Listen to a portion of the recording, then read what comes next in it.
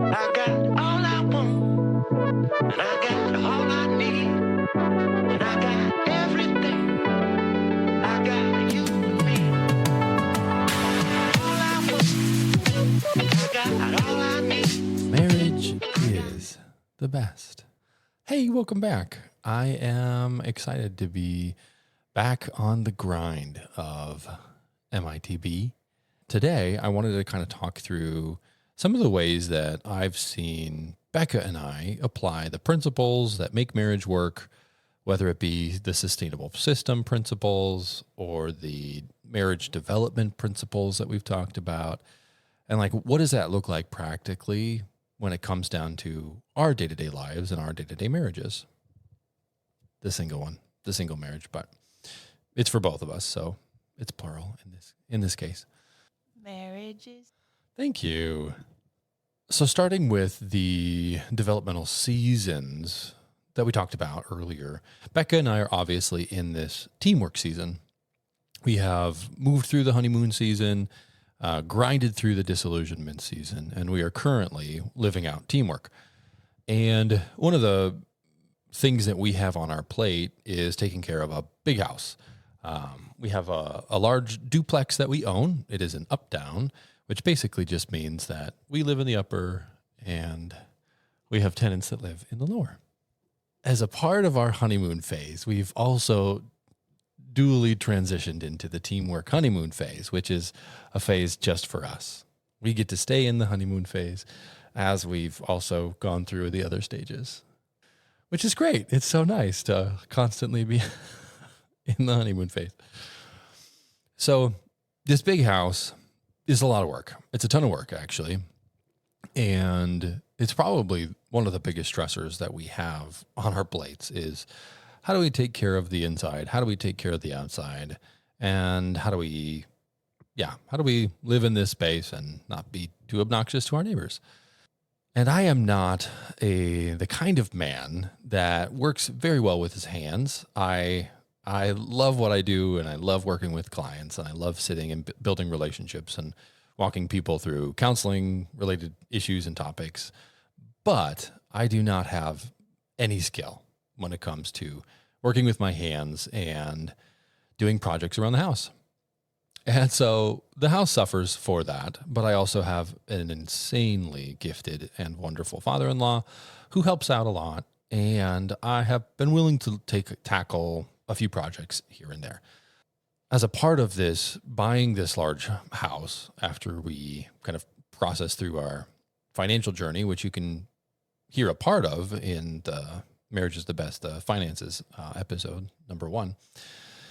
And eventually we will get to an episode number 2 on that topic. But thereafter, after getting out of debt and saving up a down payment, we got this home. And the only reason that we bought this particular property was A, it was off market, and so we were able to get a good deal on it, and B, it had this lower unit as well as an adjacent kind of space that could be used for a short-term rental.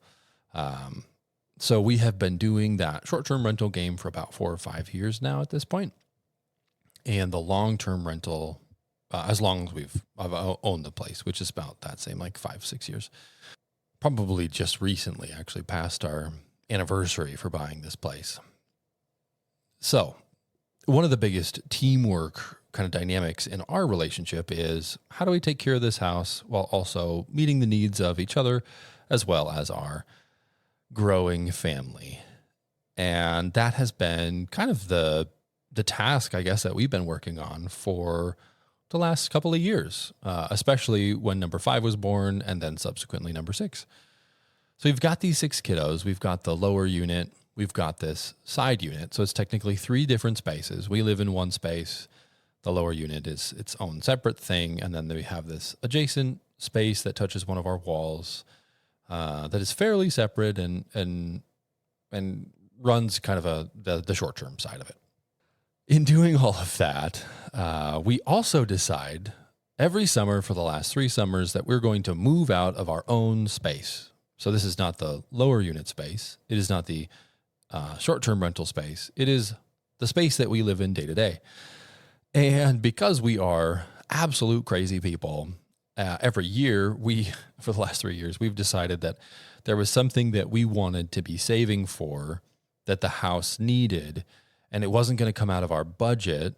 And so we needed to do a long-term kind of summer, short-term stay, longer short-term stay, in order to cover the cost of said line item.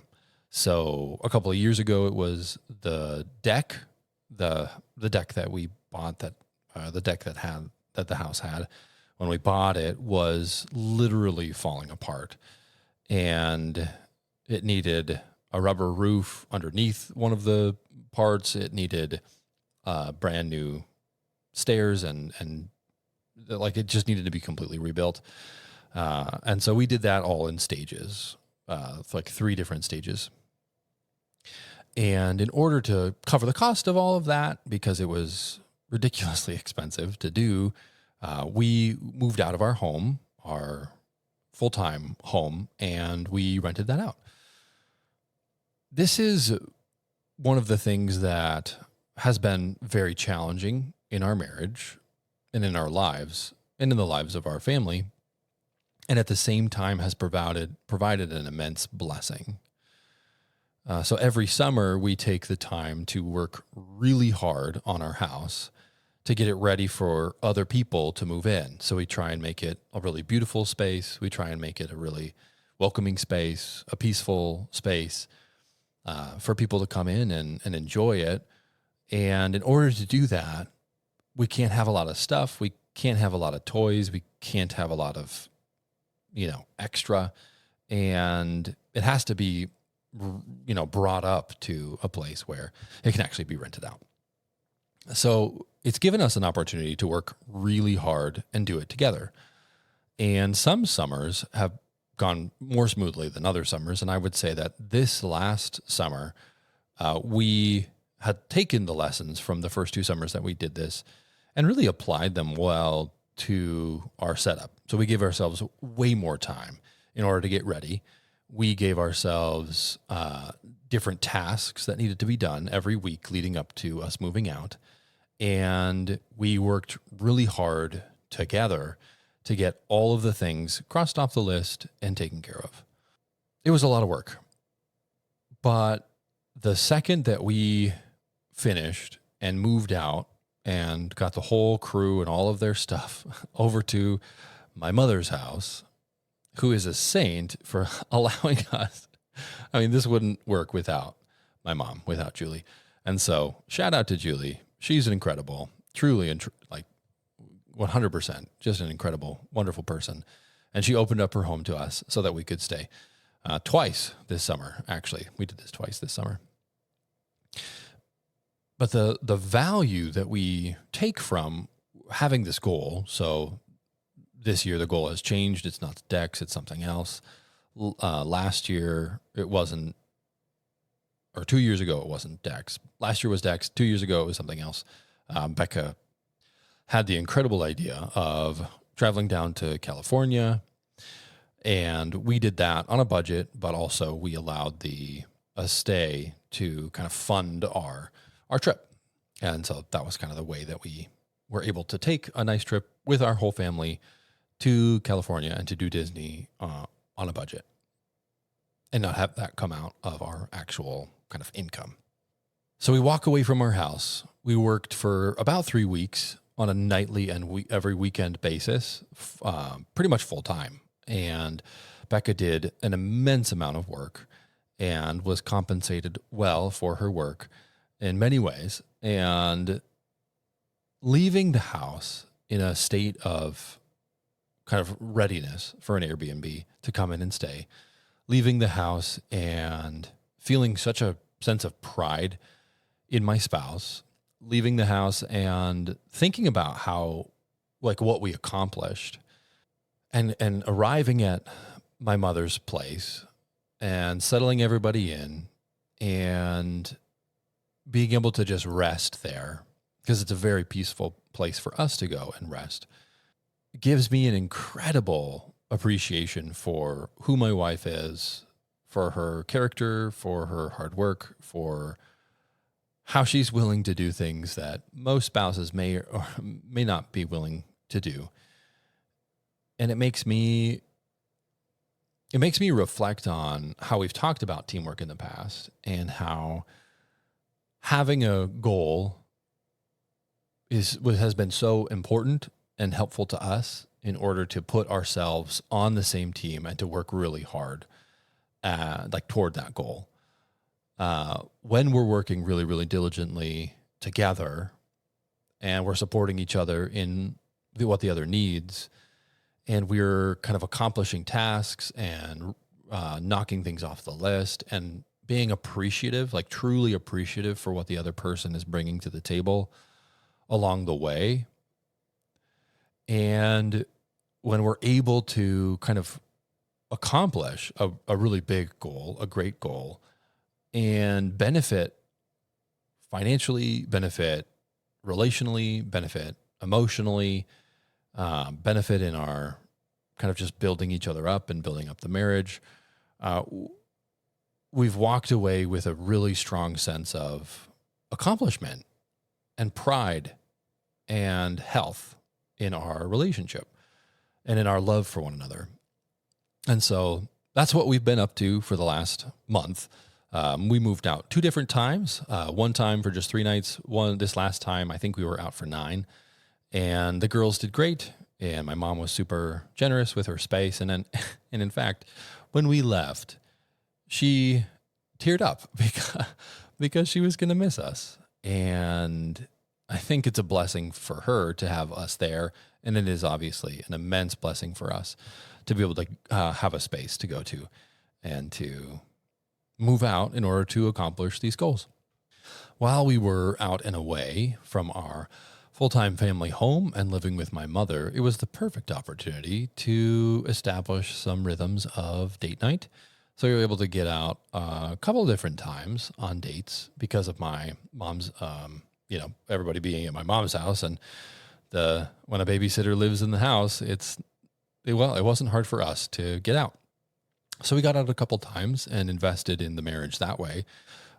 We also have been doing really good in our ability to be like affectionate toward one another. I've noticed Becca has worked really diligently at just kind of that always be touching idea. Whenever we're passing one another, whenever we're near one another, whenever we're able to hold hands or just give loving touches, we have been doing really, really exceptionally well, better than we've ever done in the past.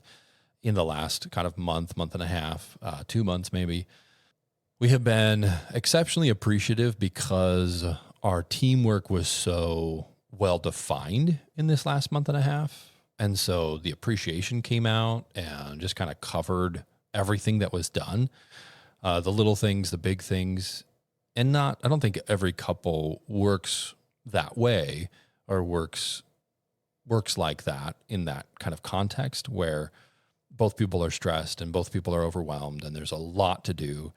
And so I think one of the things that made us feel very connected and very successful in doing what we did was the fact that it was covered with appreciation and that we were able to move through all of that with lots of connecting touches and lots of connecting words. Obviously, there's a lot of logistics conversations that were going on, stress relieving conversations. We actually just had one today, really quick in the car on the way to church this morning, and that was helpful. We're talking about kind of future stresses and things that we've got coming up, and kids stuff, and the schedule for this coming week, and just how busy it's going to be. Because again, we're just busy again, and we semi-recently actually did get a night away when the 5 children had gotten sent to different spots. And then we had the youngest for one night when everybody else was gone. That was actually last month, just in mid-June. So we were able to have a night away where it was just the 2 of us and we were connecting and we had our little half a third wheel, but that didn't really distract too much from it. So when I look back on the 5 sustainable principles of the sustainable system that makes marriage work, the model for marriage making working, I would say that we're hitting our stride in executing on all 5 of the principles in this current season as we tackle teamwork dynamics, teamwork parenting, teamwork house management, teamwork financial management, teamwork goal setting, and teamwork relationship prioritization and pursuit. So that's how our month's been. We have been working really diligently, working really hard. It's been really fun to watch each other be successful. Obviously, I'm mostly just speaking from my perspective to Becca, but to watch her kind of thrive and work so hard and be kind of excited about the work and what that's going to mean for our family and our finances and our future. It's been a blessing. It's been a huge blessing. And I am, ultimately, I am just really, really grateful. I'm really grateful for the marriage that we have. I'm really grateful for the kids that we have. I'm really grateful for the support that we have.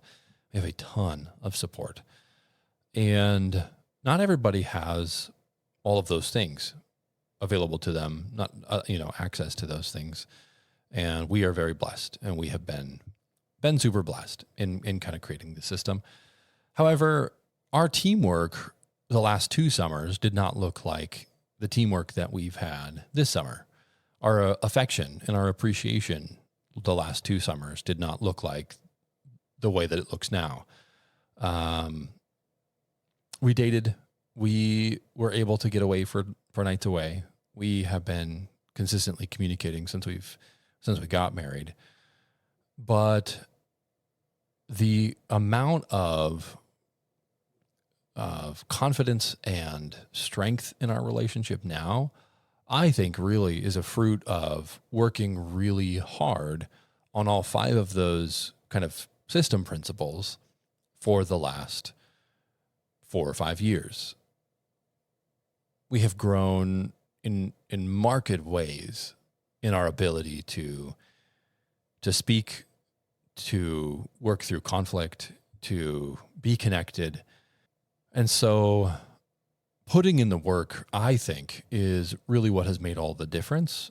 Not only are we blessed by each other, but we are also blessed by each other's willingness to lean in, to pursue, to connect, and to be consistent around the 5 principles. And so if your marriage is struggling or suffering, if you're finding a difficulty in communicating with your spouse, instead of looking at the communication dynamics, instead of looking at can we conflict well, instead of looking at and trying to do the same thing over and over and over again and finding yourself frustrated, I would highly recommend attempting a whack at this sustainable system for making marriage work. That system is very simply put, spend 20 minutes connecting with your spouse on a day-to-day basis. 4 or 5 days a week, spend 20 minutes just telling them what's going on in your life and ask them about theirs. Principle 2, spend an hour just having fun. Call it a date, call it whatever you want, but spend an hour having fun every week. If you do number 1, you will open up the time for number 2 for actual fun. And if you neglect the 20 minutes of stress relieving and logistics conversations, your stress relieving and logistics conversations oftentimes will find themselves in the midst of your fun. Number 3, get away. Take a night off. Walk away from the chaos. Walk away from the kids. Walk away from the work stuff. Walk away from the health stuff. Walk away from the family stuff. And just lean into one another. Enjoy one another. Connect with one another. Fill the tank. Fill the bucket. And just enjoy being together for an extended period of time that's focused on each other. Appreciate everything that you possibly can. If you see something, say something. And finally, always be touching. If you ever have an opportunity to connect and be affectionate in appropriate ways, you should be touching. And it should go both ways, and it should be beneficial to both parties. That system sustains marriages in a way that is really potent, really powerful, and we're living it out. We're living it out in our day-to-day, and we hope that it encourages your day-to-day. This is the end. And I got all I need. And I got everything. I got you and me. All I want. I got all I need. I don't like that intro either. I like the energy being higher, though.